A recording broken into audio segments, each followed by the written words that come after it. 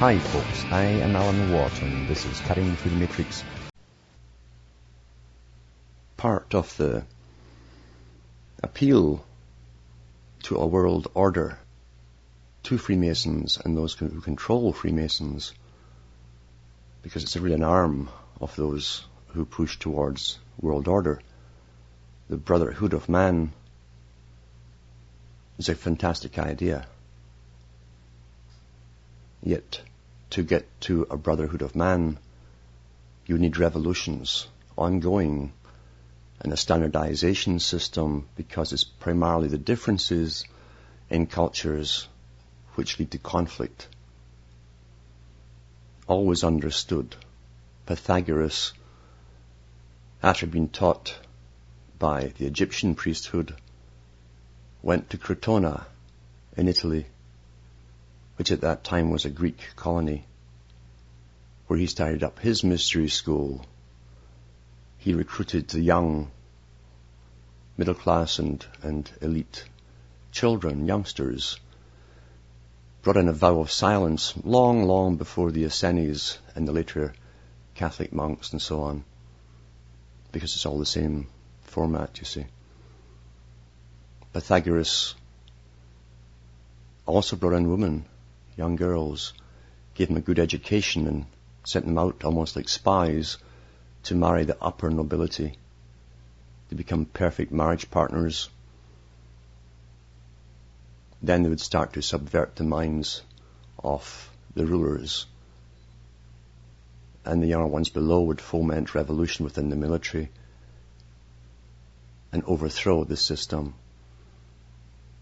Once it was overthrown, the idea was to bring in a new order which would amalgamate military armies and go off and conquer other nations, bringing in the same system, and always seeking out an intelligentsia, an expert class to train the brighter ones to rule in a common system. Revolution has been going on for a long time. Sometimes it takes 100 or hundreds or thousands of years to complete the great work.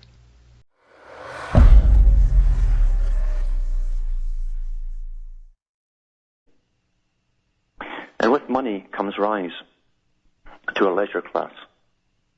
A leisure class then that can be devoted, at least some of them, to the intellectual pursuits, as they call them.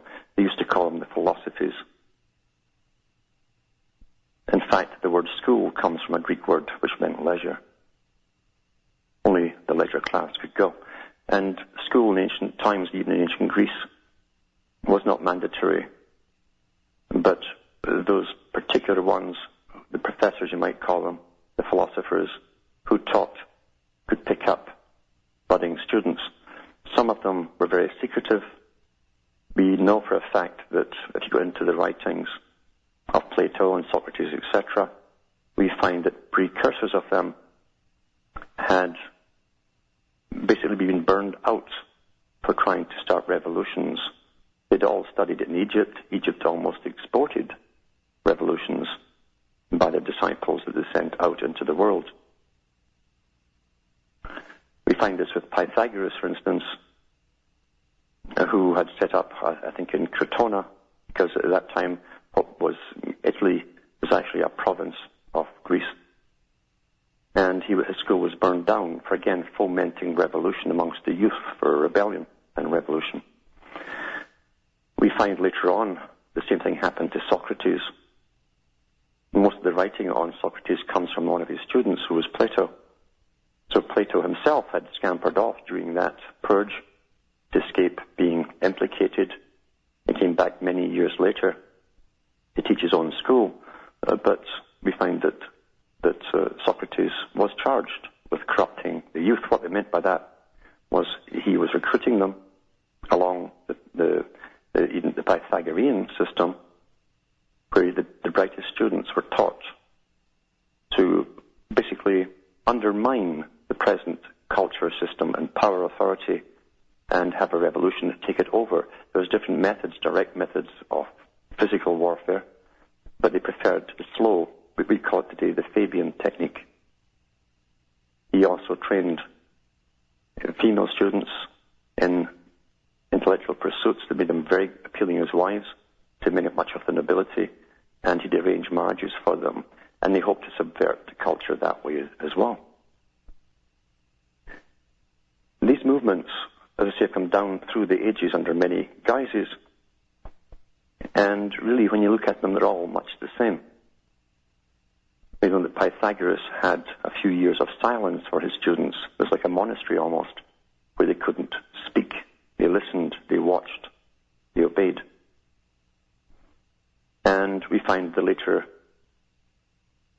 monks of the Catholic Church, many of the monasteries had their vows of silence too, based on the same kind of system. And they had their own special things to do within the church, their own special area. And out of that, we know that it was copied or not, came other movements, the Jesuits, for instance. Something that's never been explained to the public, because the founder of the Jesuits, Loyola, Ignatius Loyola, was himself a member of the Alumbrados of Spain, and that was the Illuminati of Spain. They were left over, a Spanish branch of the Knights Templars. He initially was caught by guards of the Catholic Church, they had their own armies at that time, and imprisoned, and was given an opportunity to see the Pope. That in itself was highly unusual. And when he came out, he was the first black Pope, as they call it. He was authorized. What happened, we'll never know, between the Pope and himself. And then since then, many orders have been founded that have copied the techniques of the Jesuit system. The Jesuit system is probably the most advanced system in understanding psychology of individuals and the mass of his period. And it did not simply come out during the lifetime of its founder. Its founder obviously was taught this kind of science from the organizations that he'd been brought up in himself. Ancient wisdom.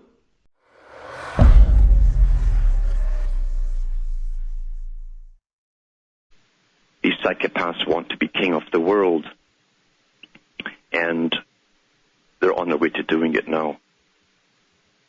You'll find so many of them at the top emulate everything that the ancients wrote about, and you realize that even after the Egypt took in many people to teach, many students to teach, there were many revolutions all over the world, and these revolutions were caused by ones who were sent out of Egypt, been taught there, and went back to their home countries. Most of the Greek aristocracy, in fact, were all taught in Egypt. But when they went back to their own countries or wherever they were told to go and settle, they'd start schools based on secrecy and codes of silence, sometimes 5 years of silence, just like a monastery.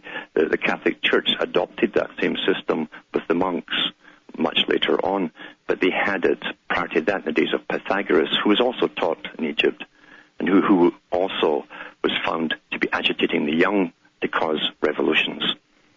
Ancient ideas still ongoing today that attract psychopathic types into working along this particular agenda.